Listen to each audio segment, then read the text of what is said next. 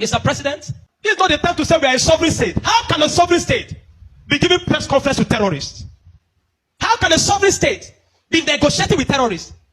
How can a sovereign state allow terrorists to be collecting tax from poor farmers in Zamfara, in Katsina, in Sokoto, and we call ourselves a sovereign state? This is not also the time to say America want to come and take our resources. Mr. President, you know that if America needs our resources, either they come or not, they will get it. They don't need to step their foot on Nigerian soil before they get what they want. There is genocide in Nigeria. And the Christians have always been at the receiving end of all the ills, of all the challenges. That Christians have been massacred, they have been killed in scores over the years, long before 2009 when the Boko Haram men started. And many have acknowledged this fact. In fact, you, sir, Mr. President, even you yourself in 2014, you tweeted about it clearly. Look at what you said, and I'll read it from here. In 2014, you said, the slaughtering of Christian worshippers is strongly condemnable. It calls to question the competence of Jonathan to protect Nigeria. This was on the 29th of January 2014. You tweeted these things, sir. And I do not believe that you just said these things simply for political bans. Was it to undermine the Goodluck Jonathan administration? I don't want to believe you are a man that plays with words. We trust that you are a man of honor, and so therefore, you meant it. You didn't say killing of people. You didn't say killing of Nigerians. You were specific. You said killing of Christians. You said slaughtering of Christian worshippers. Many of the people you are sending today for propaganda that are going about to deny this fact, a man like Rino Mokri. Rino Mokri once tweeted in the year 2017. Look at what he said, Mr. President. He said, how to identify a hypocrite. He said, their voice is so loud concerning injustice against Muslims in the US, yet very silent in condemning Christian genocide in Nigeria. This is Rino Mokri saying Christian genocide. And today he's the man running up and down saying that there is no genocide. Mr. President, President Bola Ahmed Tinubu, I pray you are well, and I pray that this message meets you well. Being a president of a nation, the most populous black nation in the world, at this time is a difficult job. Trying to meet up with economic situation, security challenges, and all that is happening right now. It is a difficult job at this time.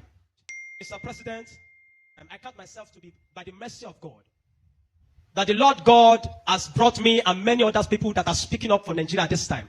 Not because we want to ridicule your government, not because we hate Nigeria, but simply because there was a time it was easy to move from point A to point B in Nigeria without having the fear of being kidnapped or problem.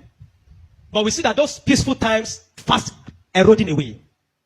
And at this time, it is important, according to what Paul will speak to his protege Timothy. He said, for this cause left I thee in Crete, that thou may set in order the things that are wanting. Therefore, I plead with you, sir, to give me a fair hearing.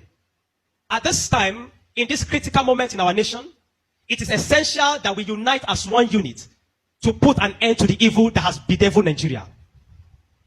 I've done my findings, and I do not know if you have actually lived in the North before.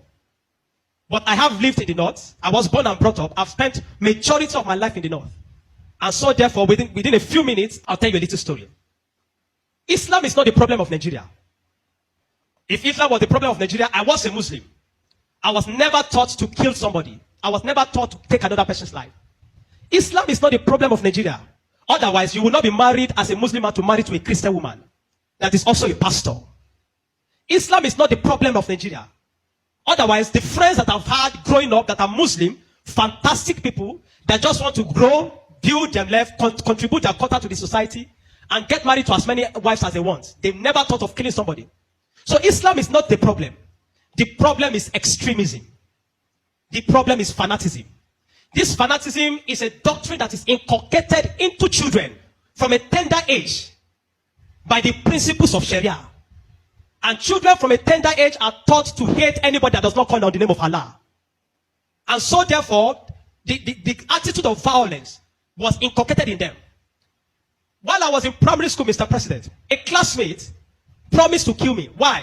Because we were playing football on the field on a Friday. Just the way children play after school on Fridays. I don't know if they do that anymore these days.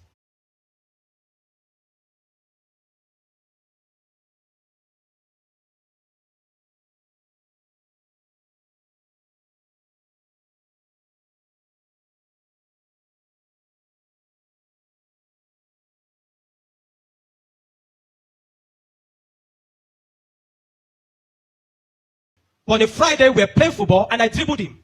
And because I dribbled him and people laughed, he became angry. And Dahiru was his name. Dahiru promised that he was going to kill me. We all thought it was a joke until after the match and he brought out the dagger. And he chased me to kill me. It was God that helped me and somebody had to bring my bag home for me.